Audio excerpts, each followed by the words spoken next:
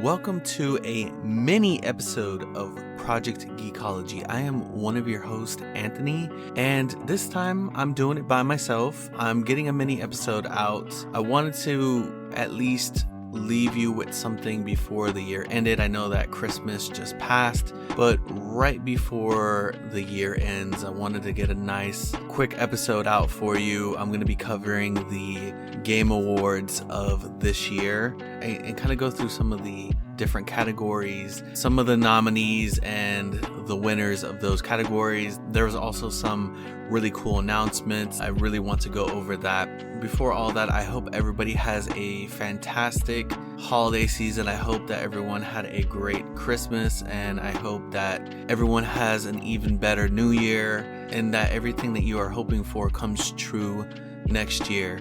So I've kind of been gaming a little bit. Dakota and I, we have been busy. We haven't really been able to get together to record. I've been busy doing holiday stuff, and so I wanted to take a little bit of time and at least get you a nice little episode out, talk about the game awards of this year and some of the announcements that I am particularly excited about. I've been playing a little bit of the new Avatar game. That game is actually really cool. It's very immersive. You get to explore Pandora, and I think that that's really awesome. And I also got Star Wars Imperial Assault. I'm really excited because it seems like a Star Wars D&D type game, and I'm excited to play that with some friends. And so yeah, this episode's not going to be all that long. So, you know what? I'm gonna just dive into the meat and potatoes of the topic of this. And I don't know if I want to.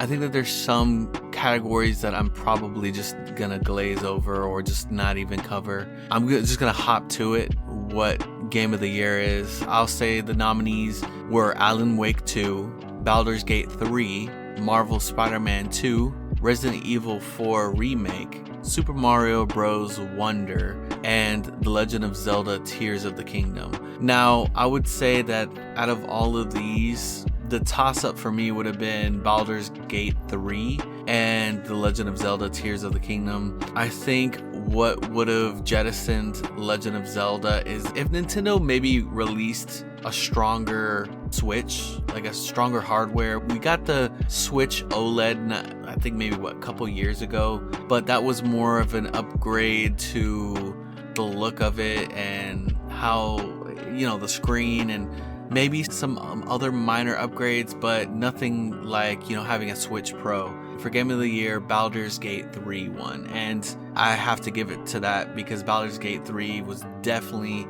an amazing game. The creators of Divinity, Larian Studios really just came to bat and they hit it out of the park with this game. So I was really excited about that. So we got Best Game Direction. There was Alan Wake 2, Baldur's Gate 3, Marvel Spider-Man 2, Super Mario Bros. Wonder, and Zelda Tears of the Kingdom. And so I haven't gotten to play Alan Wake 2. I did play the first one. I thought that first game was really good. So I can imagine that the second one is just as awesome. And so you would think maybe Baldur's Gate 3 or Zelda Tears of the Kingdom, but no, Alan Wake 2 got Best Game Direction. So that's what kind of has me wanting to check that out because it got Best Game Direction. And for Best Narrative, we got Alan Wake 2, Baldur's Gate 3, Cyberpunk's 2077 Phantom Liberty, which is the DLC that came out for Cyberpunk, Final Fantasy XVI, and Spider-Man 2. Alan Wake 2 got that, and Alan Wake, it was a strong narrative game. That actually doesn't surprise me that it won that. Not saying that Baldur's Gate 3 or Cyberpunk isn't narrative, but the Alan Wake games are very strong and story driven, whereas some of these other games you can kind of wander about. Best Art Direction, which the nominees were Alan Wake 2, Hi-Fi Rush, Lies of P, Super Mario Bros. Wonder, and Zelda Tears of the Kingdom. I was just gonna say Mario Wonder for Super Mario Bros. And so for Best Art Direction, we got Alan Wake 2. So wow, I really want to play that game. So Best Score / Music. The nominees were Alan Wake 2, Baldur's Gate 3, Final Fantasy XVI, Hi-Fi Rush, and Zelda Tears of the Kingdom. And Final Fantasy XVI got that. I'm not surprised. Square Enix is really good when it comes to scoring their games like Final Fantasy and the Kingdom Hearts series and some of their other series. They just do a really good job. They put pride into the music of their games. They've been doing it since like years, for the longest time. So, best audio design. The nominees were Alan Wake 2, Dead Space Remake, Hi-Fi Rush, Spider-Man 2, and Resident Evil 4 Remake. And Hi-Fi Rush got that. I played a little bit of Hi-Fi Rush. It was like very kind of like musically driven. It was one of those platformer games. I thought it was a pretty cool. From what I played, it seemed pretty cool. So we got Best Performance. And the nominees are Ben Starr for Final Fantasy XVI, Cameron Monaghan for Star Wars Jedi Survivor, Idris Elba for Cyberpunk 2077 Phantom Liberty, Melanie Libbard, Alan Wake 2, Neil Newbon, I hope I'm pronouncing that right, but for Baldur's Gate 3, and Yuri Lowenthal for Spider-Man 2, and Neil for Baldur's Gate 3 was the winner of that. And so we got Best Ongoing Game. There's Apex Legends, Cyberpunk 2077, Final Fantasy XIV, Fortnite, and Genshin Impact. And Cyberpunk 2077 actually won that, which is really cool because all these other games are for service games. Cyberpunk 2077, I mean, there's a lot of replayability to it. It's one of those games that you can make multiple characters. There's different paths that you can take, but these other ones are made to be replayed for a long time. Like Apex is one of those games that you could just hop in for just hours and hours, and you just kind of get a different game each time. Final Fantasy XIV, it's an MMO. Fortnite, for those of you who more Fortnite, like so two of them are battle royales, and then Genshin Impact, which is one of those gacha games that gets you coming back all the time. And so we got Best Indie Game. There's Cocoon, Dave the Diver, Dredge, Sea of Stars, and Viewfinder. And Sea of Stars won that. Actually, you know, I've seen a couple of these. Viewfinder and Sea of Stars are kind of on my radar, but I really want to play Sea of Stars. It looks really good. It's one of those like classic looking RPGs. And actually, I got it on Steam. I need to dive into it. And so we got mobile game category, Best Mobile Game. There's Final Fantasy VII Ever Crisis, which is this Final Fantasy gacha game. We got Honkai Star Rail, Hello Kitty Island Adventure, Monster Hunter Now, and Terra Nil. Now, I only knew about 3 of these, which is the Monster Hunter one, the Star Rail, and Final Fantasy VII. And Star Rail won that one. And Best Community Support, there's Baldur's Gate 3, Cyberpunk 2077, Destiny 2, Final Fantasy XVI, and No Man's Sky. Baldur's Gate 3 got that. And here, let me there's the individual ones. I kind of just want to, I'm going to blast through these ones. So we've got Best Action Game, Armored Core 6, Fires of Rubicon won that one over Dead Island 2, Ghost Runner 2, Hi-Fi Rush, and Remnant 2. Armored Core 6 is pretty good. I got to play that, and I haven't beaten it yet, but I got to play a good bit of that, and it's a really good game. So we got Best Action / Adventure Game, and Zelda Tears of the Kingdom won that. That doesn't surprise me at all. It's absolutely fantastic. If you have not played it and you're a Zelda fan, get on it if you have a Switch. Best RPG, Baldur's Gate 3 won that one.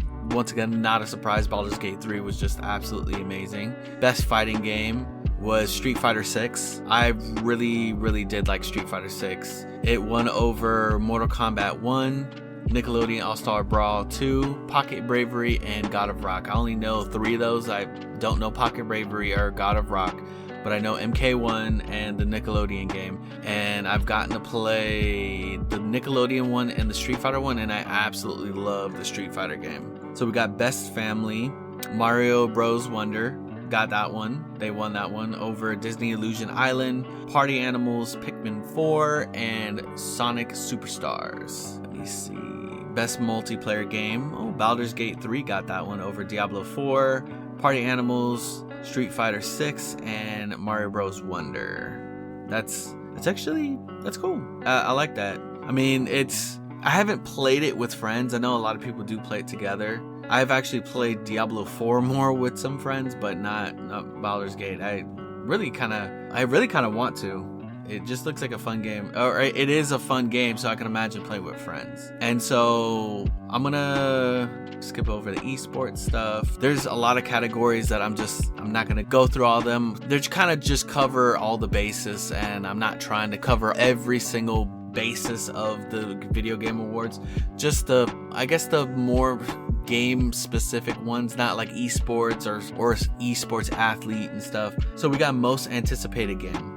There was Final Fantasy VII Rebirth, Hades 2, Like a Dragon Infinite Wealth, Star Wars Outlaws, and Tekken 8. And I can tell you that Final Fantasy VII Rebirth, Hades 2, and Like a Dragon are probably like higher above the other two. Look, I'm excited for Star Wars Outlaws, and I'm pretty sure there's a lot of people that are excited about Tekken 8, but I am definitely with them on Final Fantasy VII Rebirth, which is the second part to Final Fantasy VII Remake, and that's the winner. And I agree with that because I'm absolutely just excited to see what they do.